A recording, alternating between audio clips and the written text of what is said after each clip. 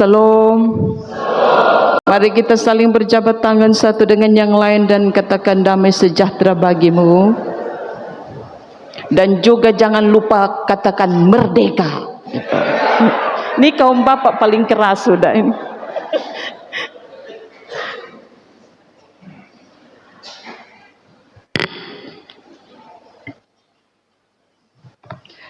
Jemaat Tuhan, seorang penulis dalam bukunya dia menuliskan begini, seorang penulis yang bernama Fulton J. Sheen.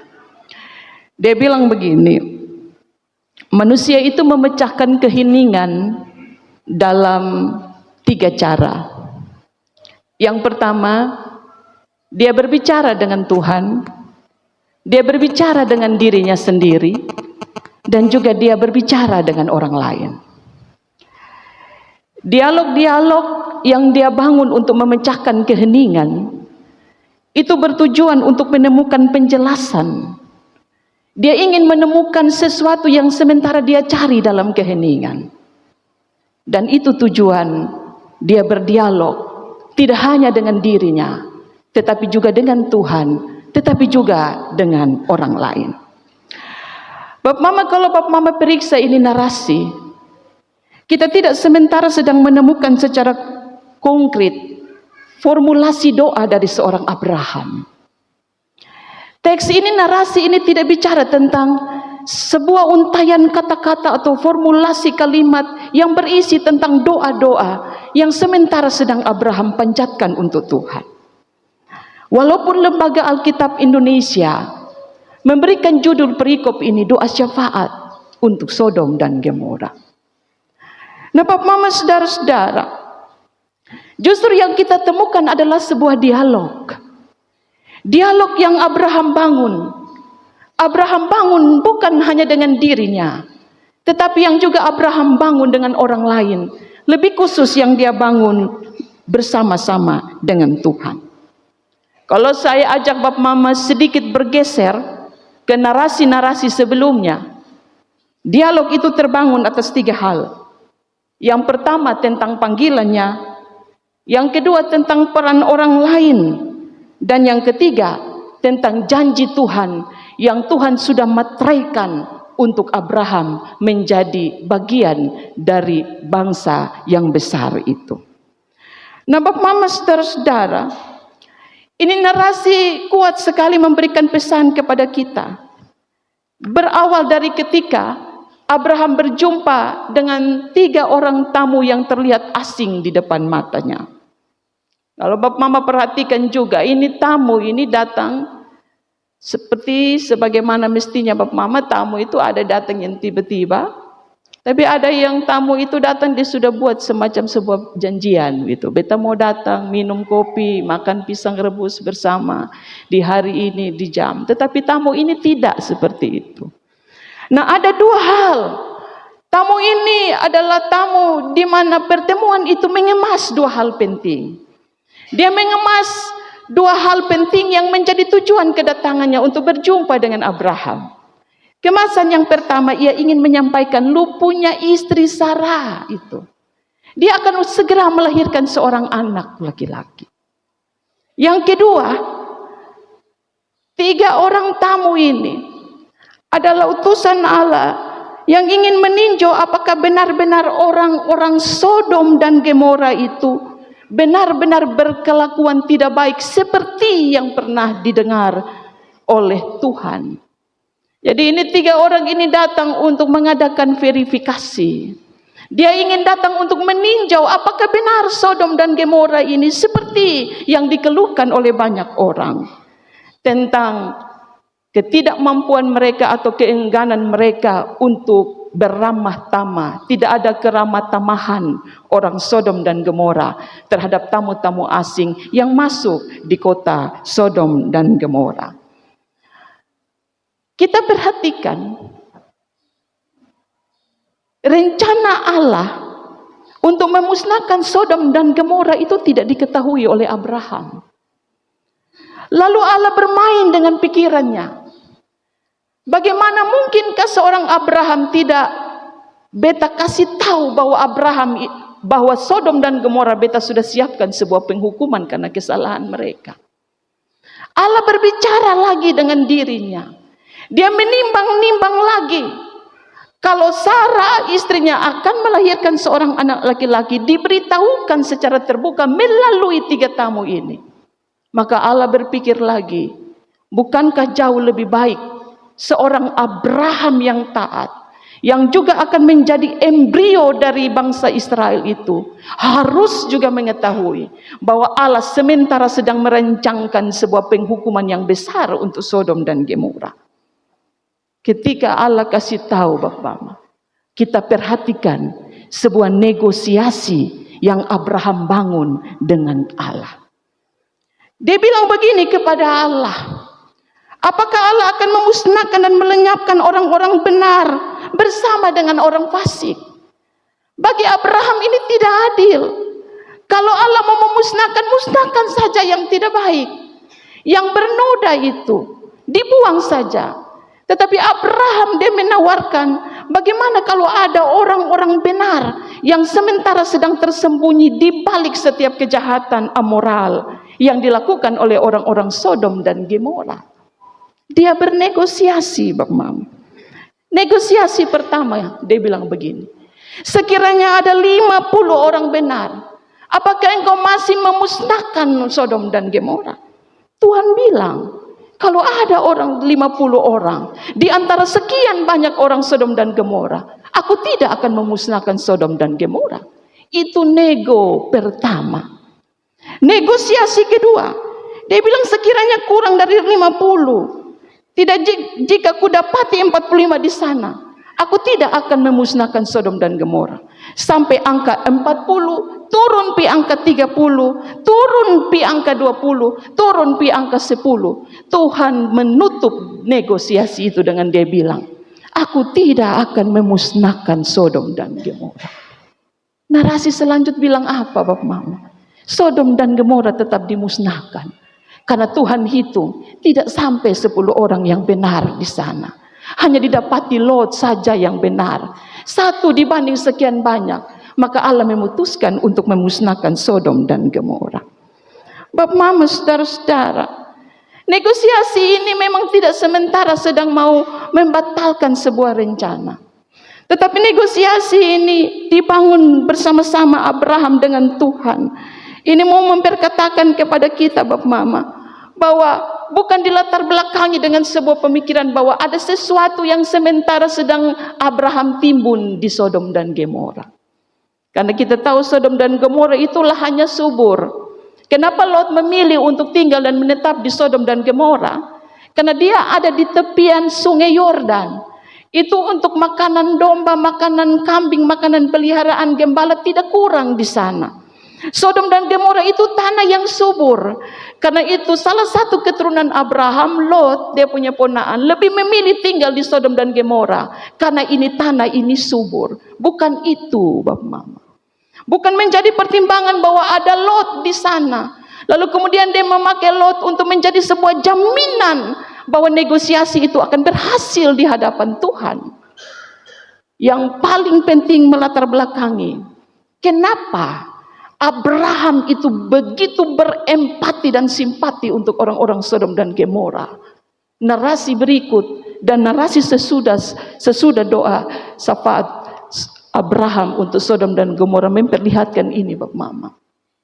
Dia ingin mengkaitkan Sodom dan Gomora dengan dia punya perjalanan bersama dengan Tuhan.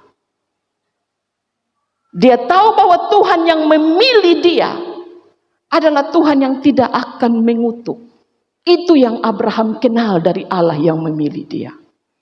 Abraham mengetahui dan mengenal Allah dalam perjumpaan yang diprakarsai oleh Allah sendiri untuk Abraham. Dia tahu bahwa Allah yang dia kenal, yang kemudian menjadikan dia sebagai embrio awal dari bangsa yang disebut sebagai bangsa yang besar, Israel itu, adalah Allah yang memberkati orang-orang Sodom dan Gomora. Bapak Mama, Abraham itu dia sadar bahwa ini dunia adalah dunia manusia yang diserahkan oleh Allah untuk dikelola. Karena itu dia bernegosiasi bersama dengan Allah supaya memohon kemurahan Tuhan. Karena itu dia berjuang, dia pasang dada Bapak Mama, supaya Sodom dan Gomora tidak mendapatkan petaka dari Tuhan. Meskipun kita lihat, meskipun negosiasi itu tidak membatalkan perencanaan besar dari Allah. Yang kedua, Bapak Mama, negosiasi itu terbangun atau dimungkinkan itu karena ada sebuah memoria atau kenangan sebuah perjumpaan antara Allah dengan Abraham. Abraham menyadari Bapak Mama bahwa apa yang telah dia alami bersama dengan Tuhan itu jadi modal. Relasi yang sudah dia bangun dalam ketaatan untuk keluar dari Urus Kasdim akan menjadi sebuah catatan tersendiri ketika dia meminta sesuatu kepada Tuhan. Kita ingat Bapak Mama, ketika Tuhan ingin memusnahkan semua keturunan orang Israel karena mereka membangkang dalam perjalanan menuju ke Kanaan, Musa kan bernegosiasi dengan Tuhan. Musa bilang begini dengan Tuhan, Tuhan, beta sudah bawa ini orang Israel yang dijajah oleh Mesir 430 tahun. Musa mau bilang begini, Tuhan, beta sudah pasang dada ini. Beta sudah berdarah-darah untuk membawa orang Israel keluar dari Mesir. Masakan kemudian engkau akan memusnahkan semua keturunan orang Israel dan tidak membiarkan mereka memasuki tanah Kanaan? Dan kita lihat, negosiasi Musa itu berhasil. Tuhan tidak kemudian memusnahkan semua orang Israel. Tuhan meninggalkan bibit-bibit unggul yang kemudian akan menjadi bangsa yang diizinkan oleh Tuhan untuk mendiami tanah Kanaan. Ini Abraham mengalami hal yang sama. Kalau begitu saya mau bilang Bapak Mama, kalau engkau punya relasi dengan Tuhan, ruang Tuhan buka untuk saudara dan saya berkomunikasi dengan Tuhan. Kalau saudara punya relasi yang akrab dengan Tuhan, Tuhan buka ruang untuk kita bernegosiasi dengan Tuhan. Tetapi bukan dalam rangka negosiasi itu untuk memaksakan kehendak Tuhan. Tapi perhatikan, orang yang punya kenangan bersama dengan Tuhan, seperti Musa dan Abraham, Tuhan akan buka ruang itu untuk dia mendengarkan isi hati kita. Sekalipun saya mau bilang, sekalipun ujung dari keputusan itu tetap ada di tangan Allah. Nah Bapak Mama, apa yang kita bisa pelajari dari kisah ini? Kita sementara sedang ada di memasuki bulan kebangsaan. Ada beberapa catatan yang ingin saya sampaikan. Yang pertama Bapak Mama, jika Abraham berdoa, maka kita harus lihat dialog itu adalah sebuah doa. Jadi doa itu adalah sebuah dialog di mana ruang Tuhan buka kepada kita. Tetapi ruang juga harus kita lihat sebagai sebuah kesempatan untuk kita bukan hanya sekedar membangun negosiasi, tetapi juga menyampaikan isi hati kita. Dalam banyak kesempatan saya bilang begini, tidak sedikit orang yang dia punya kehidupan tidak berubah. Itu bukan karena Tuhan tidak dengar dia pun doa, tapi karena dia tidak menggunakan haknya untuk meminta kepada Tuhan. Ada banyak orang yang hanya dia punya hidup begitu-begitu saja Bapak Mama. Kenapa? Karena dia tidak pernah memakai dia punya hak yang Tuhan kasih untuk menyampaikan isi hati. Ingat saudara, dalam diri saudara ada hak yang Tuhan kasih untuk menyampaikan isi hati saudara. Amin. Mau doa itu Tuhan kabul kok tidak? Tuhan tunda untuk dikabulkan, atau Tuhan bilang ya siap beta akan kabulkan. Saya pikir itu soalnya Tuhan, itu perkaranya Tuhan. Tapi bagian saudara dan saya, gunakan hak itu semaksimal mungkin. Karena ada saat di mana kesempatan saudara untuk menggunakan hak paten saudara untuk meminta kepada Tuhan, Tuhan batasi dengan cara dan waktu yang tidak saya ketahui. Abraham menggunakan dia pun hak itu. Dan ini hebatnya Abraham. Sama seperti kisah-kisah banyak di Alkitab, mereka menggunakan hak itu secara baik. Mereka memaksimalkan semua kesempatan yang Tuhan kasih itu. Sampai dia bernegosiasi sampai pada tahapan 5. Nah Bapak Mama, Abraham itu dia berdialog. Dia keluar dari dia pun kepentingan pribadi. Ia berdoa bukan karena ada sesuatu yang indah di Sodom dan Gomora, bukan juga karena ada Lot di sana, tetapi rasa simpati dan empati dia kepada kemanusiaan. Sekalipun dosa amoral yang dilakukan oleh Sodom dan Gomora memang tidak bisa dipungkiri sebagai sebuah kenyataan.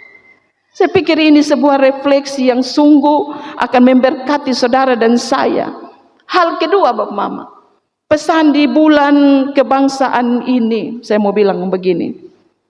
Banyak orang berdoa, kalau dia punya presentasi, kita ini jauh lebih banyak jadi pendoa-pendoa, tapi jarang menjadi orang yang bekerja untuk setiap doa-doa kita. Kita rajin berdoa, apalagi orang Kristen bilang, lu sonde berdoa, lu sonde bernapas Pak. Lalu kita berdoa, tetapi kita minim di aksi Bapak Mama. Berdoa itu perlu juga diikuti dengan aksi. Semakin banyak orang berdoa, saya pikir perubahan baik juga terjadi. Amin. Tapi semakin banyak orang berdoa, tapi juga semakin banyak orang yang tidak menunjukkan dia punya karya dan aksi. Saya pikir doa akan menjadi gaung yang hanya berbunyi, yang justru akan membisingkan telinga Allah. Karena itu kotong harus buat apa Bapak Mama?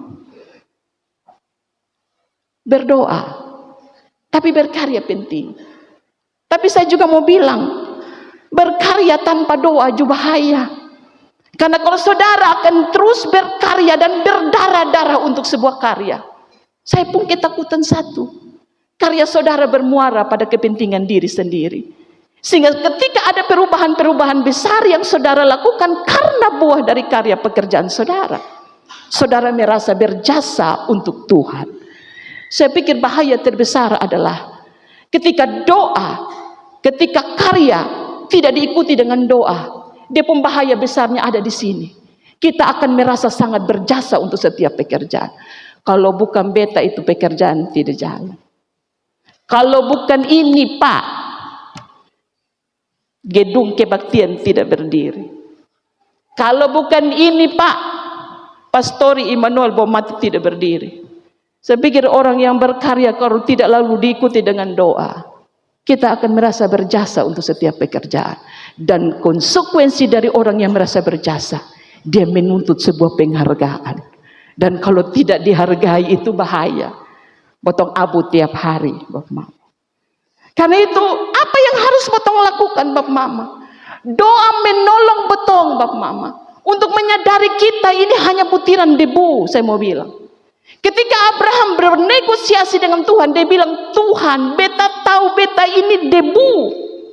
Tapi kalau Tuhan izinkan, jikalau ada 45 orang yang baik di Sodom dan Gomora, masakan engkau akan menghukum mereka? Saya pikir doa, bernegosiasi, harus diawali dengan kesadaran membangun diri. Siapa kita di hadapan Tuhan? Sebelum saudara bernegosiasi dengan Tuhan, awali itu dulu. Seperti Abraham, dia menyadari negosiasi ini harus diawali dengan kesadaran. Beta sementara sedang omong dengan Tuhan yang menciptakan beta.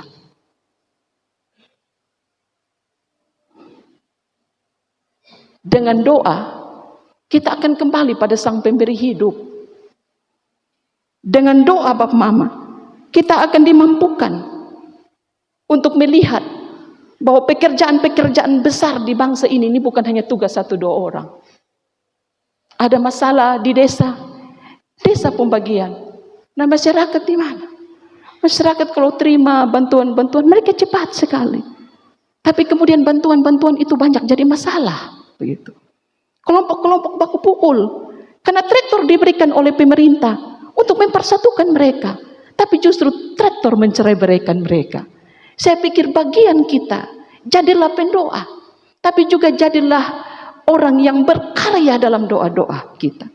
Saya ingin tutup renungan ini dengan saya berkata, Indonesia tidak hanya membutuhkan pendoa-pendoa saja. Tapi Indonesia membutuhkan orang-orang yang berkarya dalam doa.